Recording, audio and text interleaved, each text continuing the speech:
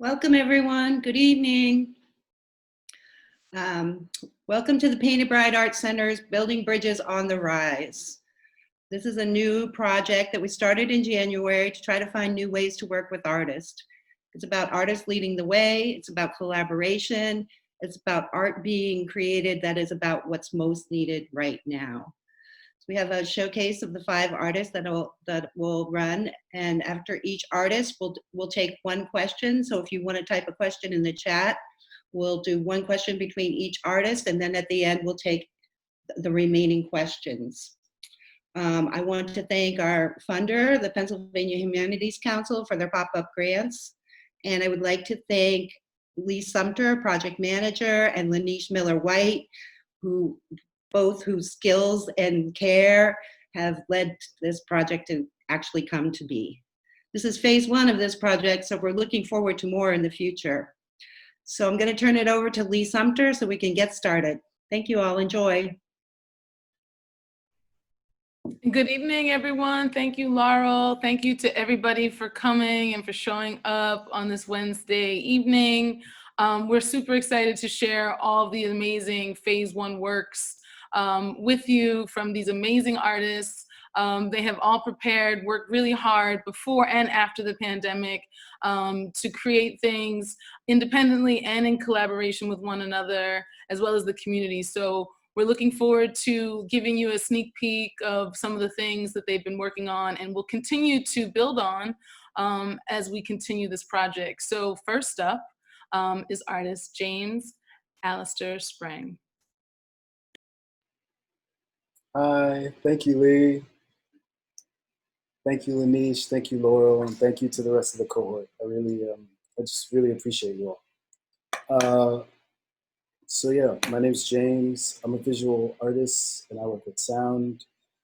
And I hope when we return to some sort of a normal where we can convene as audiences together without fear, I can continue making work where people arrive to a space sort of like they would arrive to a movie theater, and they have sound, and that sound is moving through the space and is coupled with still imagery. And I hope that kinetic sound can sort of animate people's imaginations and subsequently move the images that they're looking at, right? And that's kind of what I do. I like to say I'm a storyteller. What I'll be sharing today is an excerpt of something that I'm working through called the Aquifer of Spirit, Aquifer of the Spirit.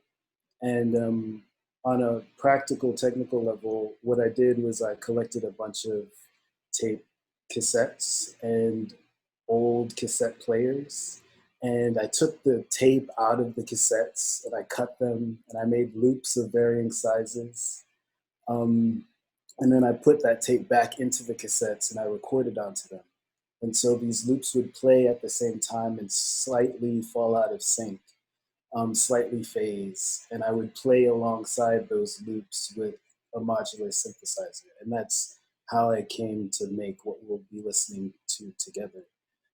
It's sort of this meditative process, and it's something that I needed to get through this difficult time, because it seemed to me that the loop is sort of a metaphor for the really arduous moment we're in right now, in the sense that we're returning to a place that we've been before.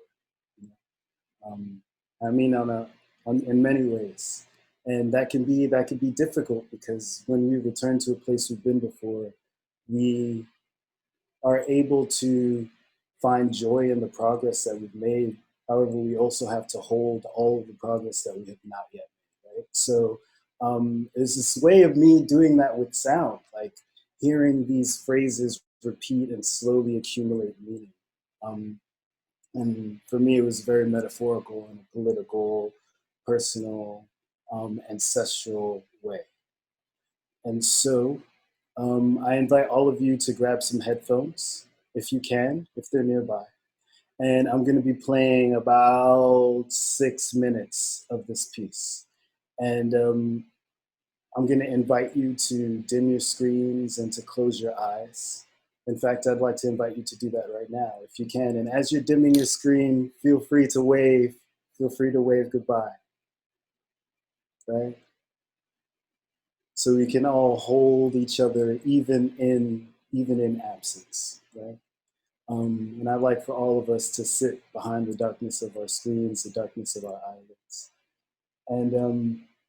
And around 5 minutes, I'll introduce my voice again to bring us back to where we just were, looking at each other. And then lastly, before I hit play, I just want to say another thing that I was kind of ruminating on, thinking about, was this anecdote that I heard from the artist Arthur Jaffa, in which he was describing a scene in which slaves are kind of watching the setting sun, you know, and preparing themselves for transition, not necessarily to relaxation, but out of labor.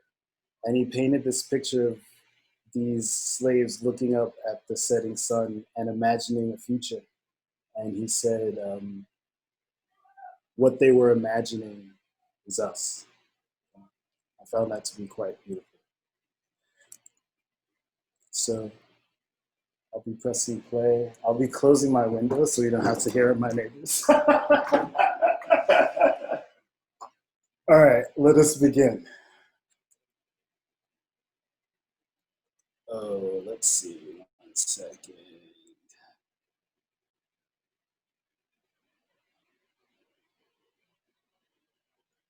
Okay, this should.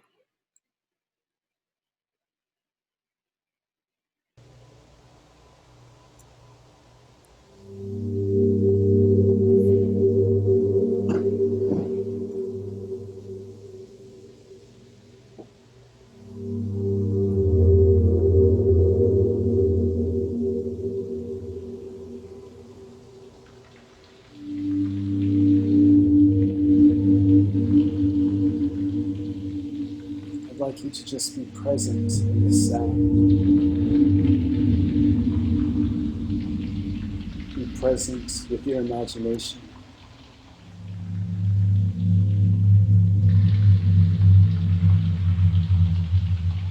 And allow your imagination to paint a picture, bearing the sound back.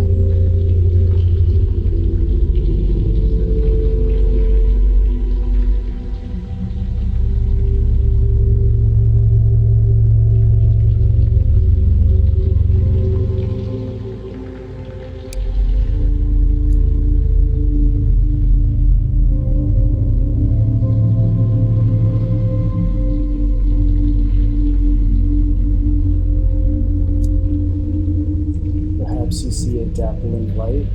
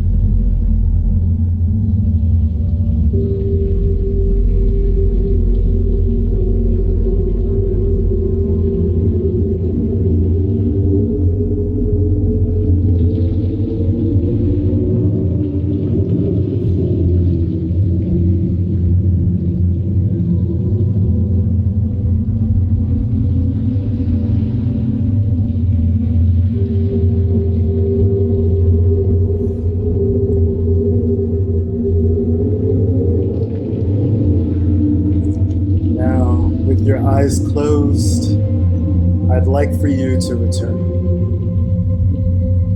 Slowly bring yourself back to this moment, this present.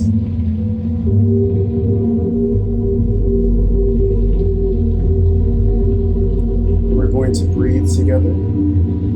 The count of 5. Feel free to open your eyes and undim your screen. 1, 2, 3, 4, 5.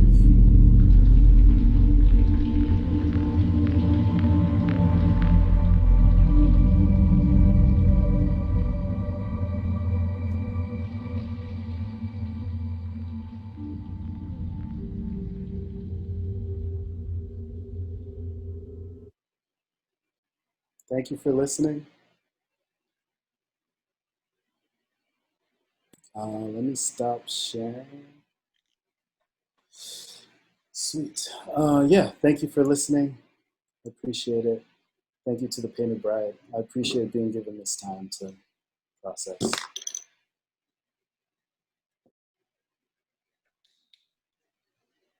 And so I believe we have one question coming from the audience for James before we move on to the next artist. And Lanisha is going to share that with us.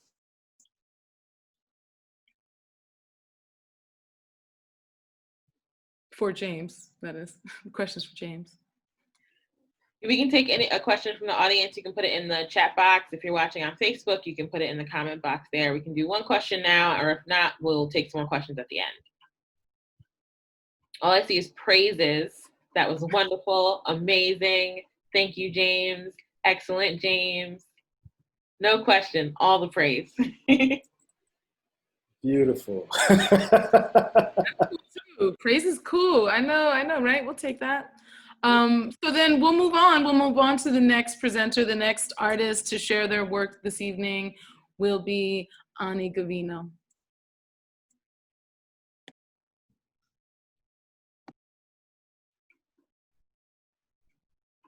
Do you want to say anything before I play the video, or do you want me to play the video first?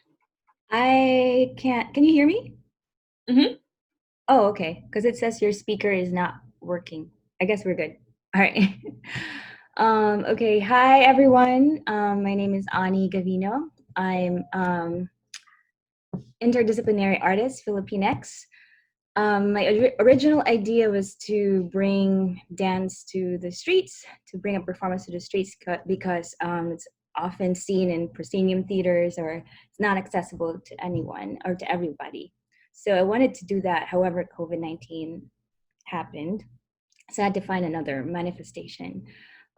So because we had so much time, my partner is a filmmaker and taught me how to edit and pretty much do more work with film. And I thought that was a good idea because film is ephemeral, or it can be. And so I learned to edit during these times. So this work is pretty collaborative. I solicited the participation of my our 12-year-old daughter Malaya, and Jasmine also was the director of photography.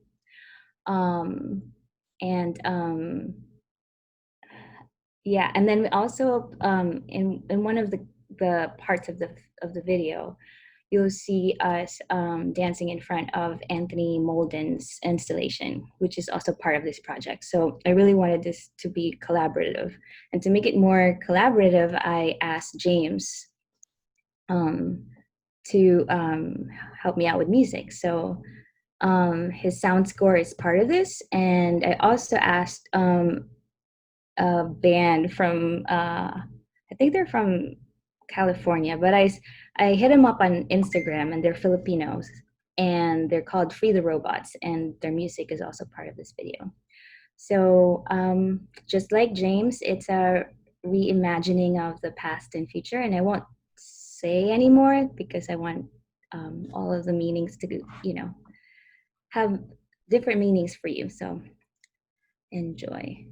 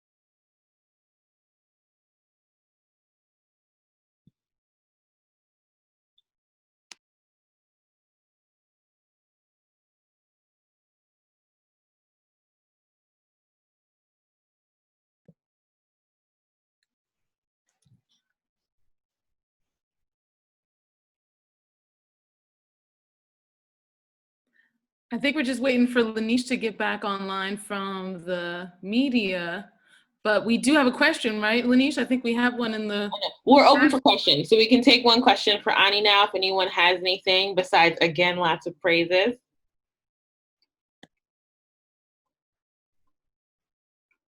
And if not, we can hold them to the end and then go to the next one. Here's a question.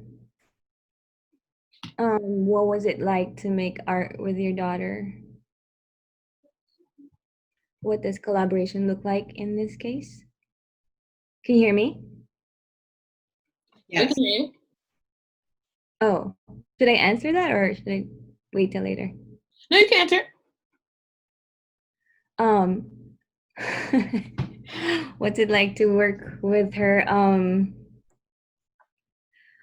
Actually, I think that we get closer when we work together, and there's a lot of things that we practiced or thought was going to be part of it, but really didn't make it to the work. But the process of just practicing or researching, because we dialogued a lot in the process of making this, because this means a lot to us that I don't really want to share just yet, unless you want to ask me about that later. So we would dialogue. It's particularly on Lineage if you got that, but yeah, we would dialogue, and it was really a great way to dialogue with my daughter as we're making the art and making it fun for her too. I think she likes the camera, so it was fun. You want to answer that? Maybe later I'll invite her in. But I hope that answered the question. I think it did.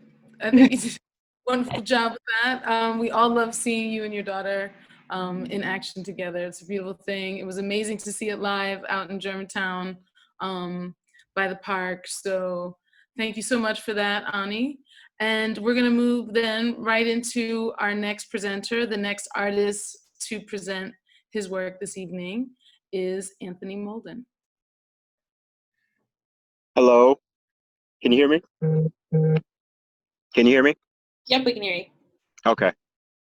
Hi, I'm Anthony Molden, Anthony Carlos Molden. I'm on location where my piece is, which is next to Fernhill Park in Germantown at Abbotsford.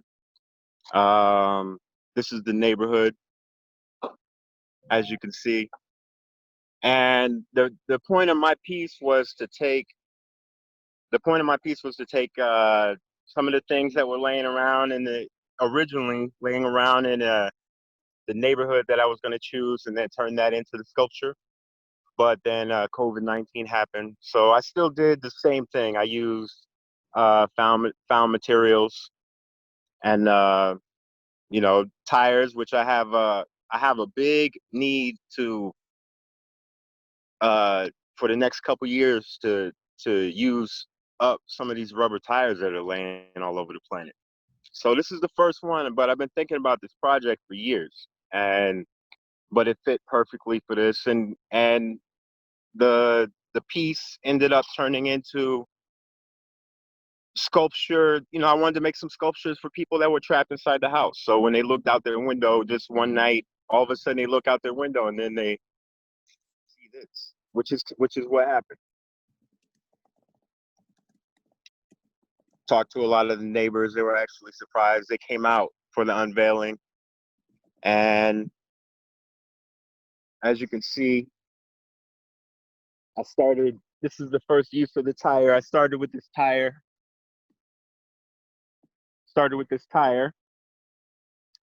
and then found some other things literally laying around, which is that's the challenge of it, the fun part of it. Find what's there, and there's always something there to use. And you always think that it's not going to work out that time, but then you look around, you look in the corner, and there it is. And this lattice work was laying around in the basement next to my studio. And I just took that, and there were some crutches There's some crutches laying in the basement too. I took those and mounted it onto the crutches, and then also attached solar lights. So if you come out here at night, it'll light up and the lights change, and it has movement. It's an oracle. It's a tree oracle for people to come and consult, and it's actually on a piece of land that's a little triangle.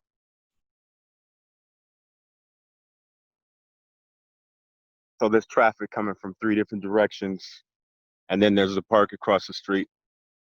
It's an interesting little situation, and the piece is interesting to me even. I never did anything like that one before.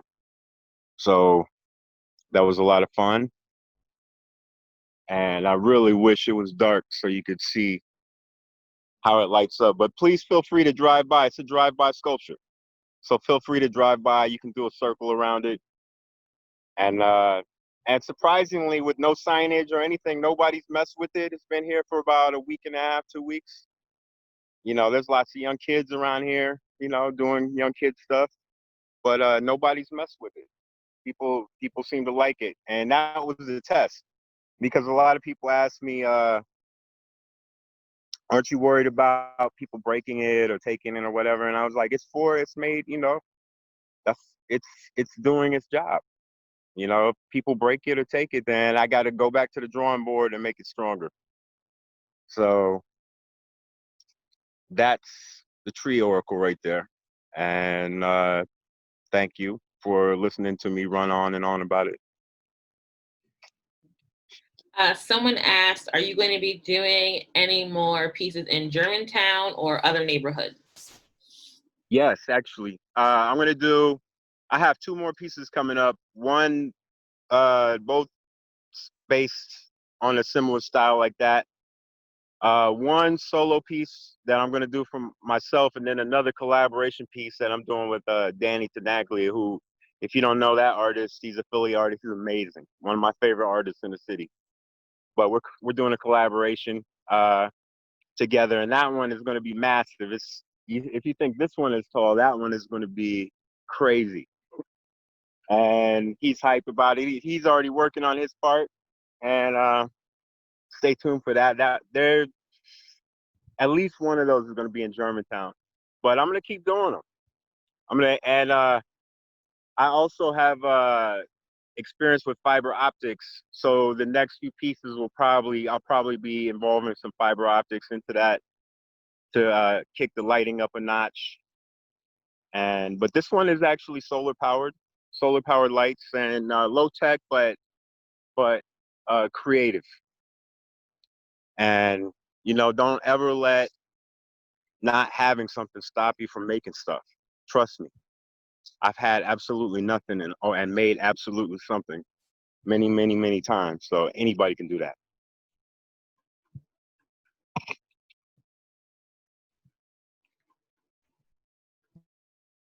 Okay, thank you. Thank you, Anthony Carlos Molden. Thank you so much. It's like live correspondent on the streets, in the field, in Germantown, not just live on Facebook or in your Zoom room. I love that. That was a nice surprise. Thank you, Anthony. Thank you. Thank you so much. And so, yes, we're moving through. So we are going to still do more questions at the end, but we are going to keep it moving. Just one question from everybody for now. And so our next artist up is Caitlin Green.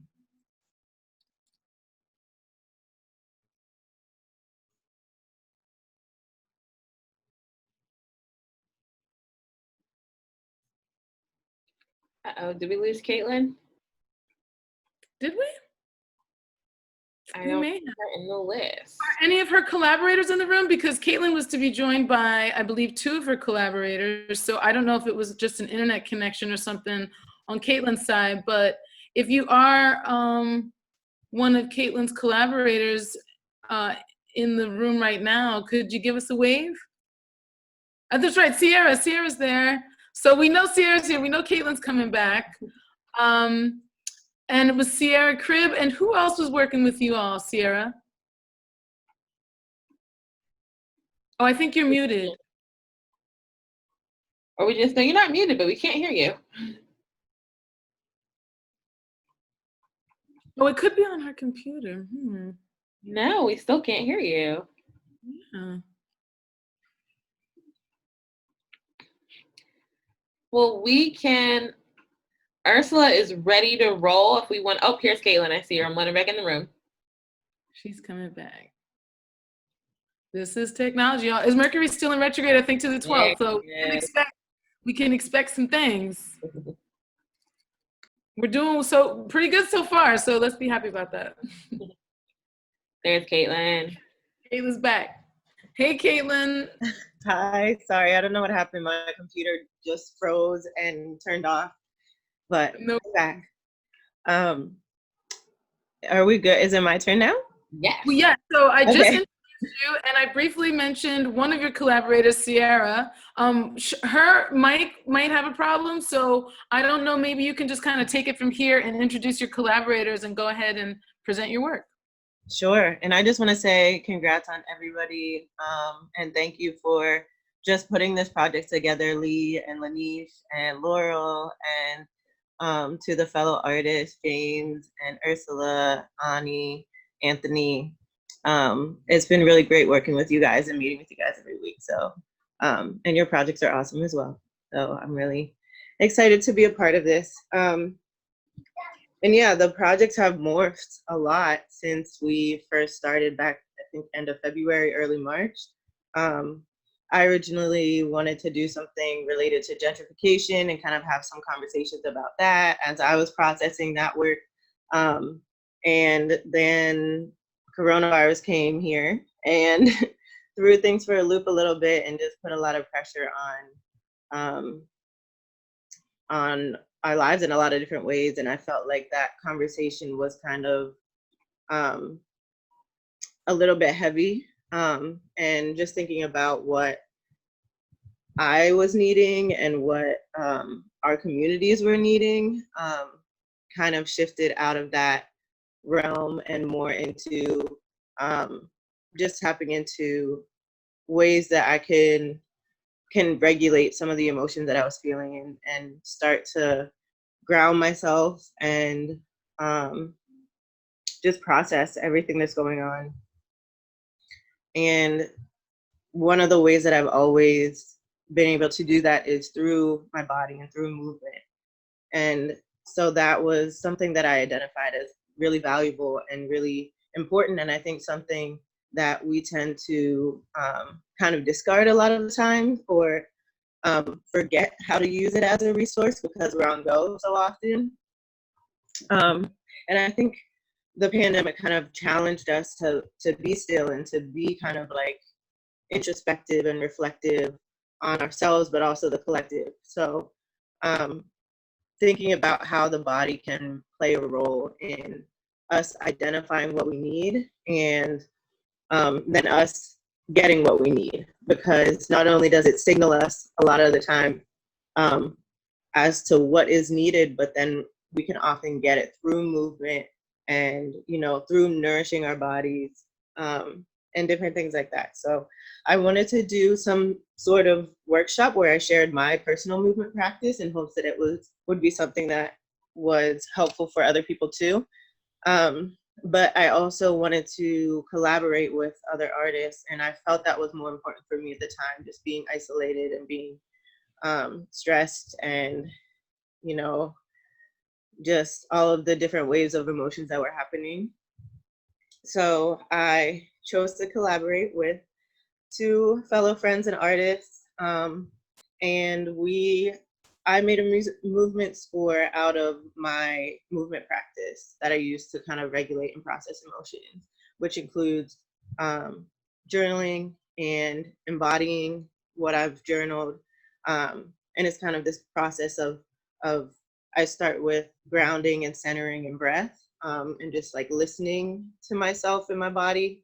Kind of any thoughts that are racing through my mind, kind of holding on to them and trying to explore where they're coming from and what the root is. And then just physically, like, what am I feeling? Where do I feel this in my body? What might that mean? And then, yeah, starting a journaling process where I go back and forth between journaling and embodying what I've written. And so we created a movement score out of that. And at the end of each movement score, I asked the dancers to pick meaningful movement moments from the process to create 3 8 counts of choreography. And we did this 5 times. And then we also, I asked them to choose moments, well, 2 phrases to share with each other. So then we were embodying each other's process as well. And our first rehearsal was really great because we had a chance to really just connect and really talk about on a personal level, like what we're feeling with everything going on in the world. And that was just really nice to feel where they were at and be able to relate over some of these things. And then to move together. Despite that we couldn't actually be together, it still felt very, it still felt really powerful. So without further ado, I want to introduce my collaborators. I think Sierra is here, and I don't think I saw Tyra yet. She might be coming in a little late. I'll introduce them both though. Sierra Cribb is a native of Columbia, South Carolina, and a graduate of Georgetown University. Upon graduating from Georgetown, where she double majored in African American studies and anthropology, she continued her education at the University of Pennsylvania. She recently received her MSW and is completing her MPH. As she quickly approaches graduation, she looks forward to pursuing a career promoting mental health awareness and management through movement. She currently dances with Black Swan Dance Company. We also have Tyra Jones-Blaine, who is a recent graduate of Temple University with a BFA in dance. Upon graduating, she was a recipient of the Boyers Alumni Award and the Rose Vernick Most Promising Performer Award. She works as a teaching artist, performing, and choreographic artist throughout Philadelphia. Jones-Blaine co-directed Temple's annual World Water Day concert. In 2008, she was crowned the winner of Philadelphia's first non-binary 12-week performance competition, MX Everything. Currently, she is a creator of the budding arts catalyst collective, Forbidden Fruit, which she intends to use as a tool that bridges a gap between extensive dance communities. Dance for Jones-Blaine has always been second nature. It is her soul's playmate. She discovers new things about herself and her environment every day through the art of dancing, and she loves to share her discoveries with the world. Shout out to them. They were amazing partners in this, and it was really fun to co-choreograph with them. I want to give, I don't know, Sierra, if your mic is working, but if so, I would love to give you a moment to just talk about what the process of going through the movement score and, you know, being a part of this project and doing these rehearsals online was like for you. Yeah. Can you guys hear me now? Yeah. Cool. Thanks so much. Literally, I told Caitlin throughout the entire process, it was such an honor and privilege to be a part of it. I am a therapist, and ironically, I guess I felt myself a complete emotional mess for the beginning of COVID, and didn't really know how to kind of like self-regulate in the midst of also trying to provide support to a lot of my clients, and then going through this phase where I haven't been connected with clients because of a hiring freeze. And so just trying to figure out what self-regulation looks like for me. And then also really struggling with this whole, what does it mean to be a movement artist in this time? I think, like I told Caitlin and I told Tyra throughout the process, I'm so conditioned to be in a studio and conditioned to think that movement is supposed to look a certain way. And most of my training's in ballet, so it's just super like rigid. And so this just threw me for a loop because I was just like, what what does it mean to be a mover now when I don't have the actual space and when I'm not moving like I'm used to and I don't have an actual practice. And so I told Caitlin this whole process was really grounding for me. Something that I wrote throughout the score was just that I felt like I was really warming up to myself again. And in a lot of ways, I think I was warming up to this part of being an artist that I don't think I've ever been, which is just free to move without this inhibition of what conditioning looks like in a studio setting. So I'm so grateful for it. I think it's really gonna push me to be completely different when I do re-enter a studio, just because I won't have the same expectations of what movement is supposed to be. So thanks so much for this experience. Yeah, it was really meaningful because I think we talked a lot about some things as studio dancers and how moving from like an inward place as opposed to moving with like the attention on like aesthetics and how, you know, your technique looks, that can be a real shift that's hard to do, and we all talked about that. So there were a lot of different themes that came up for us that I would love to share, but I think for the sake of time, it's best to show the video, and hopefully I want to continue this work as well. This feels like I would have liked to take a little bit longer in process with the girls, and yeah, just focus more on like theme development and things like that in the future. But yeah, here's a project. I'll pass it to Lanish. All right, here you go. 1 second.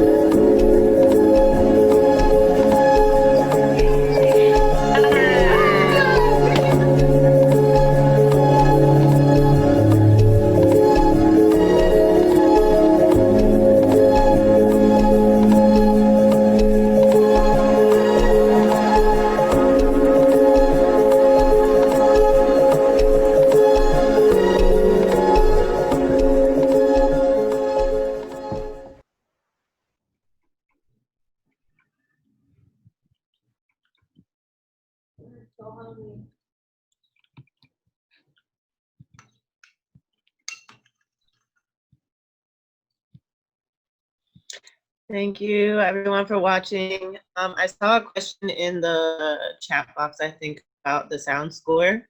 It did say it at the end that it's the artist Teebs, and the name of the song is Adam's Song. And also shout out to Torian Uborji, good friend and videographer, who helped me edit the video as well. And yeah, just one last brief thing. Yeah, we started this process shortly after the George Floyd case came out, and that was one of many, but it was the most predominant that got public attention and kind of sparked this civil unrest that we've been very actively involved in right now. So I think a lot of our conversations surrounded themes related to how we were coping with that information, and just yeah, that was one of many cases that have been coming up and still are today. So I think that showed a lot in our movement, and yeah. I don't know if anybody has any questions or anything. If we got in one technically, so we'll go to Urs and then we can take questions for anyone at the end. Okay, right, because technically that was a question, right? So thank you so much, Caitlin, and to your collaborators. That was amazing. So powerful to watch, and grounding too, right? Like definitely felt like a reclamation of space to watch that. So last but most definitely not least, we are going to share the last artist up to deck, the one, the only Ursula Rucker. Thanks, Lee. Hello, everyone. Wow, everyone, James, Anthony, Ani, Caitlin. Wow, so incredible. I'm so honored to be amongst this crew of amazing humans and artists. So yeah, I'll make it quick. Well, I'll try. So my project is a as yet untitled collaborative song project. It is what I call anti-violence, pro-peace, super Philly-centric, intergenerational anthem.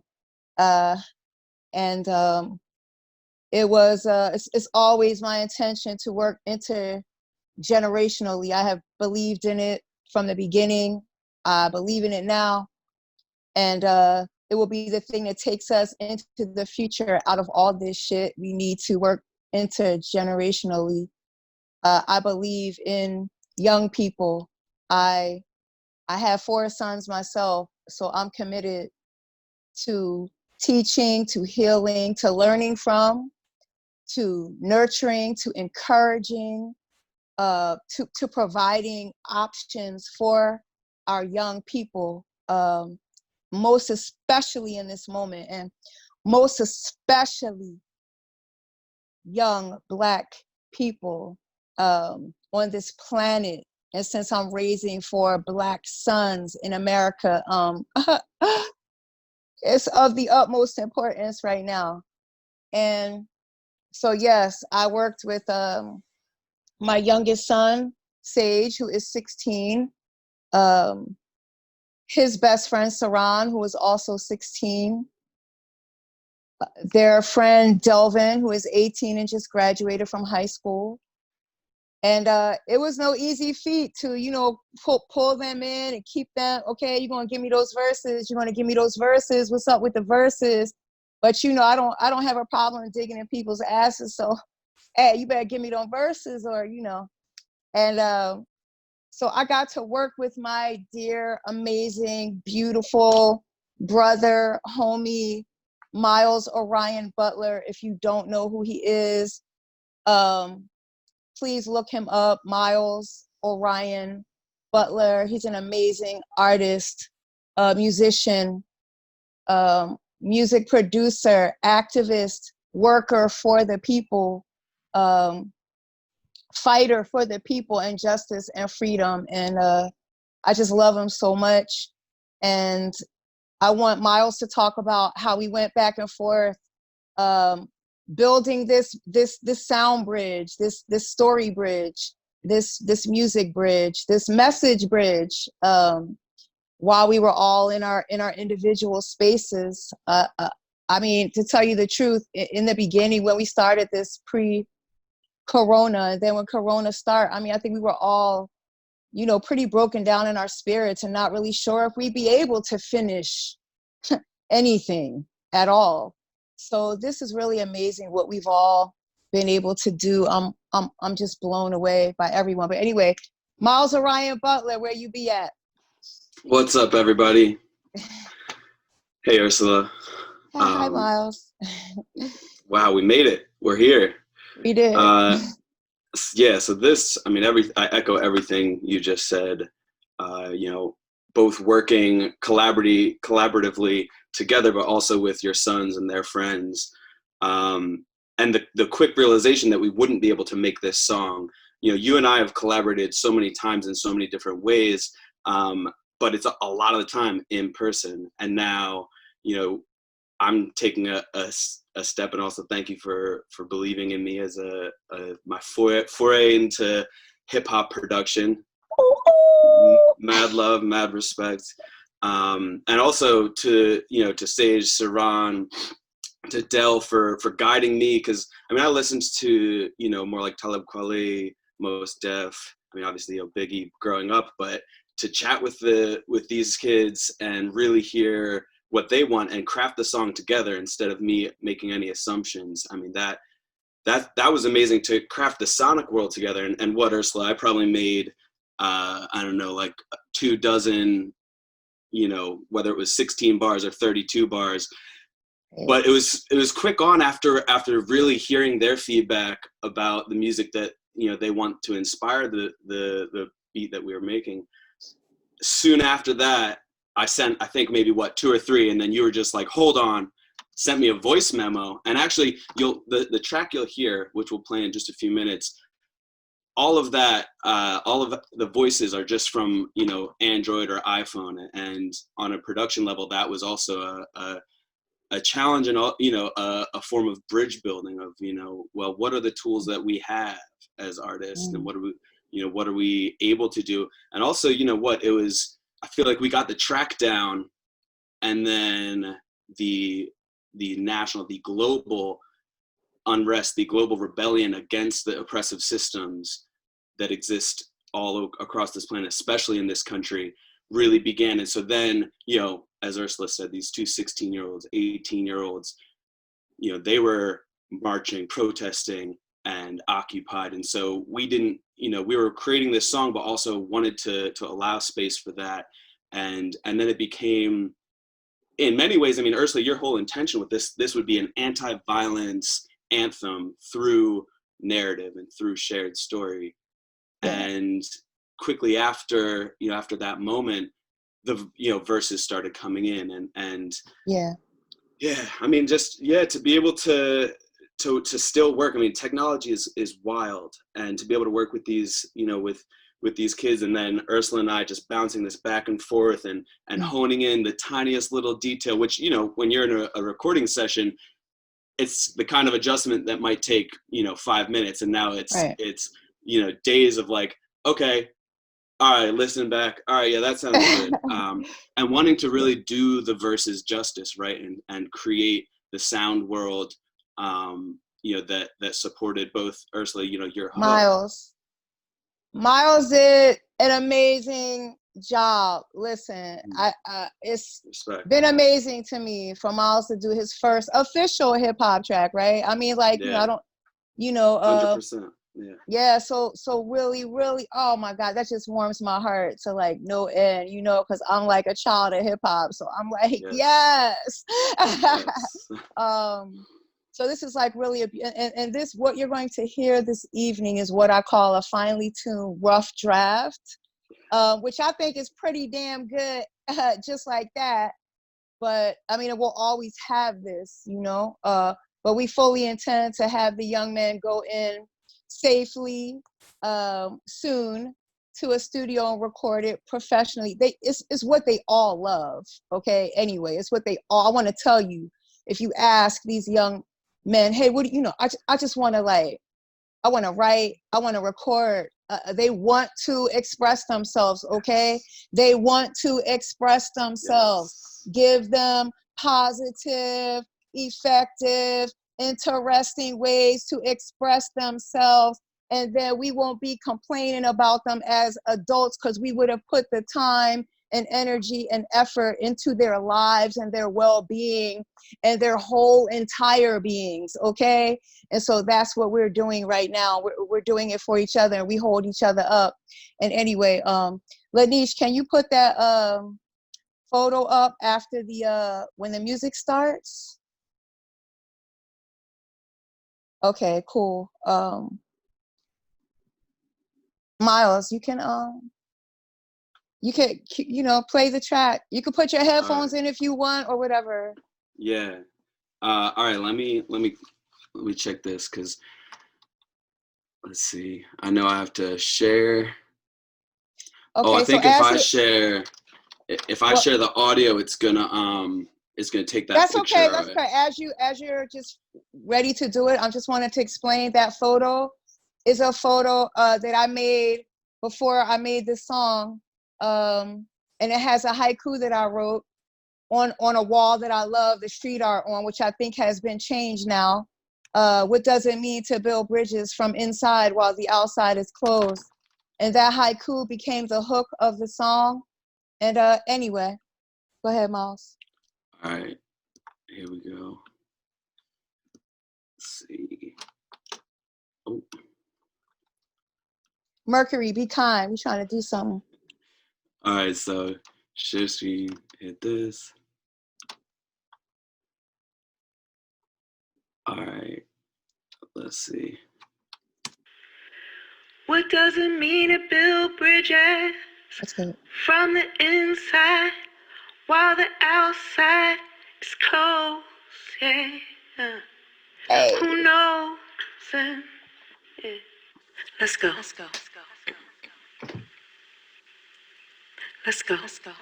Yeah.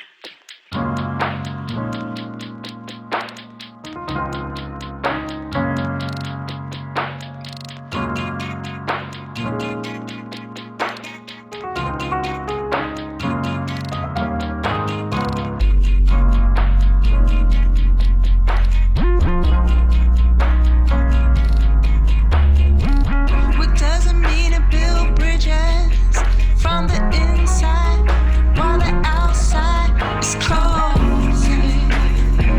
Who knows? Who knows? What does it mean to build bridges from the inside while the outside is closed? Who knows? Who knows? What does it mean to build bridges from the inside? Yeah. What does it mean to build bridges when it feels like the cops want to kill us? We keep talking, won't nobody hear us. We keep venting, but nobody feel us. We keep hurting, won't nobody heal us. Yeah. We keep hurting, won't nobody heal us. Oh, you don't know the pain? Well, I'ma make you feel it in a verse. I know the truth first, but I'd rather be dead and it hurts than to live my life trapped in a curse. But it gets worse. You don't know the pain that I've been through. I'm happy because I pretend to. Lost about 5 of my friends within the past year, and it's physically hurting my mental. What does it mean to build bridges? Lately, I've been feeling weird, cause no one see the truth, but they still say that it is clear. And no one see what's wrong, but they still say they in the right. I've been in the dark, sometimes the light is just too bright. Sometimes we break just to unite. It's never late to do what's right. You just gotta pick a choice. Stay inside your head and go and let them hear your voice. What does it mean to build bridges from the inside while the outside is closed? Who knows?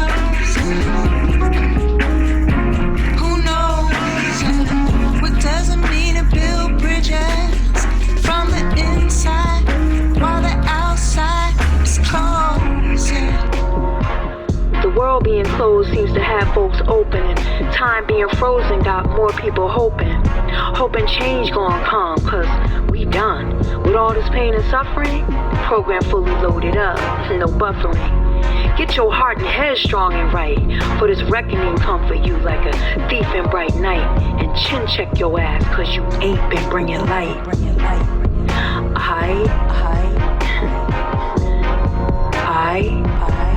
Are you a rich man?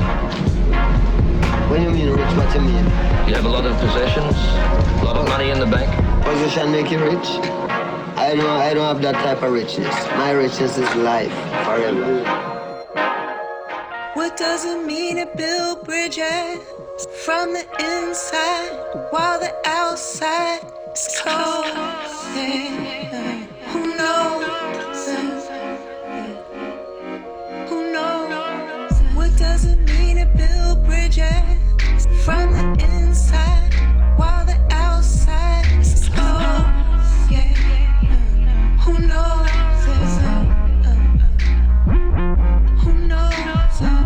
Me and my fellas, we ain't falling. See one down, I pick 'em up. Gotta build a bridge up and walk it. Walking like how we talking. We talking about how we stepping. Even life's my religion. Wanna bring us from darkness, and I'm giving it all I got. With balance, Balenciaga, morality, laws of mine. And RIP to the fallen soldiers that's up top. We gon' make a change, and it's time we got the shots.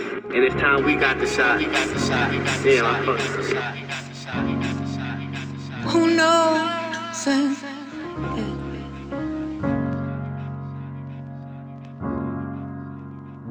Who knows? Ooh, ooh!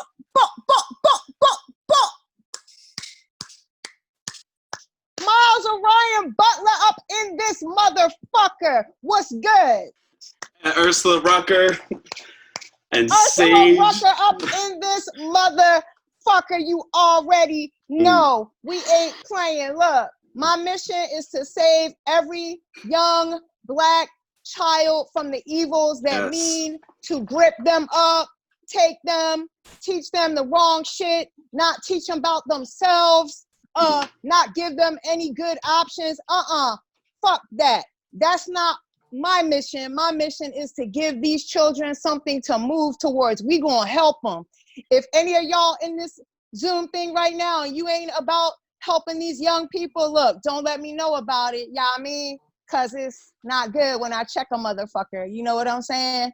So anyway, what does it mean to build bridges from the inside when the outside is closed? Hey, hey, who knows? Hey, Miles, you did so good on that joint, yo. Yeah, I was just flowing. I'm flowing from the energy that we all were making, you know? Mad love, so much respect. That was so exciting. Thank you. Look, I'm hyped right now. I'm hyped. This is a good feeling. Thank you, Laurel, Elanish, and we, and all of the artists and everything. Anybody got a question? So someone did ask how they can get it when it's out. That's a good question. So I just want to I'll keep you posted. You know, this is still in process, which is a beautiful thing. You know, that song actually brings me, you know, to tears when I listen to it. I mean, I was excited, but when I listen to it alone, it really brings me to tears. But anyway, yeah, what I didn't mention is when it's done, or maybe before it's fully done, you know, with this version, want to ride through the neighborhood, Germantown, and be playing it out of some kind of like, not just the car speaker, but like a loud megaphone type speaker. Just like, you know, they used to come through selling the watermelons and whatnot, or the like fresh fish or whatever back in the day, or that brother that you will ride through the neighborhood with the coffin on top of the car. You know what I'm talking about. So like, yeah, old school style. Let's get it popping. Thank you. Yes. Thank you, Miles. Thank you, Ursula. So now, any questions for any of the artists? Anything you want to know from them about their projects, about their process? We have, let's see, about 15 minutes left.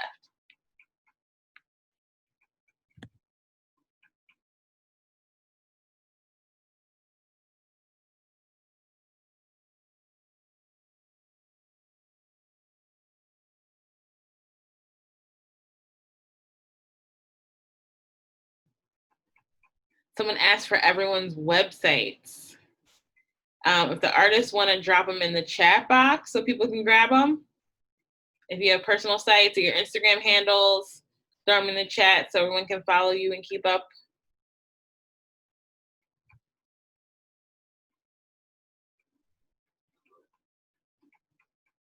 There we go.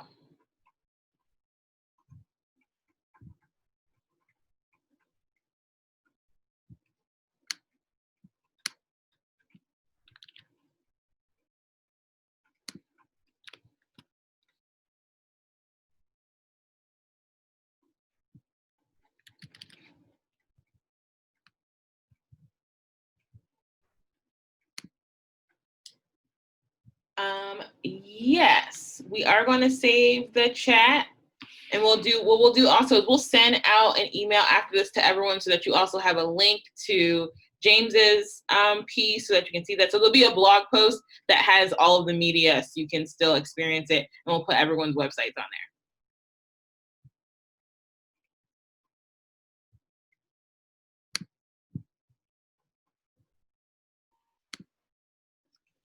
Lanish, we're also having a live event next Tuesday, right? Yes, so you can also join us to listen to James's piece outdoors in Clark Park. Did we say 6 o'clock?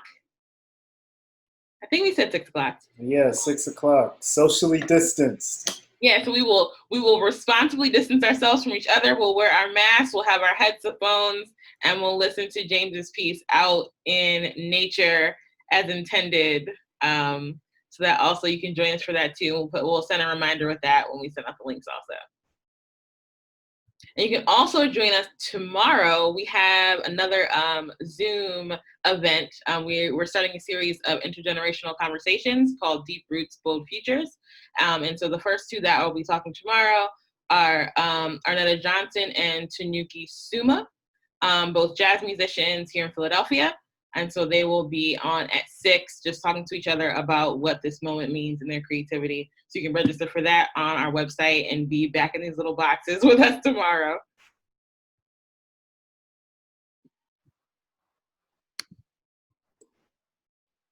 Yes, PayPal link.